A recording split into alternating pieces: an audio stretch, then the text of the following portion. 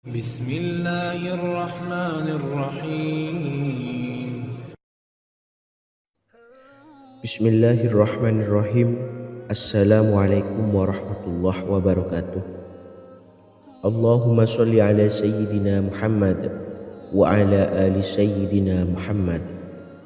Sahabat beriman yang dimuliakan Allah, pada kesempatan ini saya akan membahas tentang zina.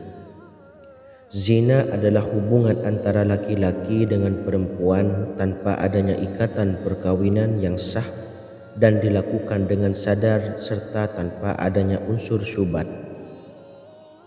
Secara etimologi, zina berasal dari bahasa Arab yang artinya persetubuhan di luar pernikahan.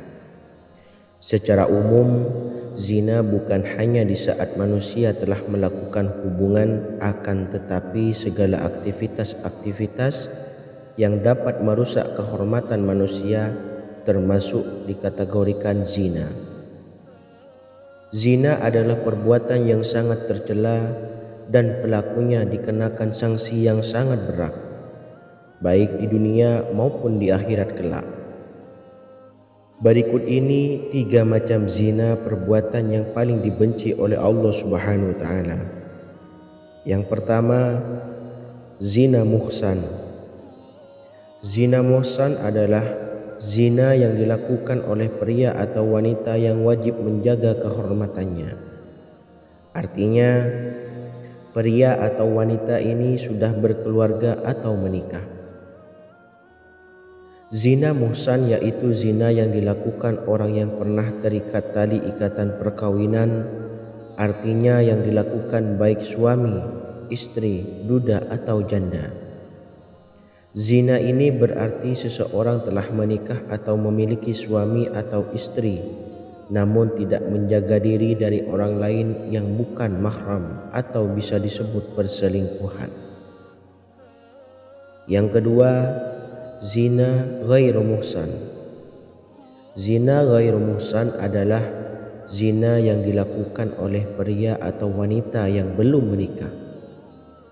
Zina ghairu muhsan termasuk ke dalam macam-macam zina dan contohnya yang dilakukan oleh mereka yang belum sah atau belum pernah menikah. Misalnya adalah mereka yang sedang menjalin hubungan sebelum menikah atau berpacaran maupun yang tidak, namun melakukan perbuatan zina dan belum sah menjadi hubungan yang legal atau suami istri. Yang ketiga, zina al-laman. Zina al-laman adalah zina yang dilakukan dengan menggunakan panca indera. Di dalam sebuah hadis Rasulullah Shallallahu Alaihi Wasallam bersabda, telah diterapkan bagi anak-anak Adam yang pasti terkena. Kedua mata zinanya adalah melihat, kedua telinga zinanya adalah mendengar, lisan zinanya adalah berkata-kata, tangan zinanya adalah menyentuh, kaki zinanya adalah berjalan, hati zinanya adalah keinginan atau hasrat, yang membenarkan atau mendustakannya adalah kemaluan. Hadis riwayat Muslim. Dan berikut ini 4 macam zina al-laman. Yang pertama, zina ain.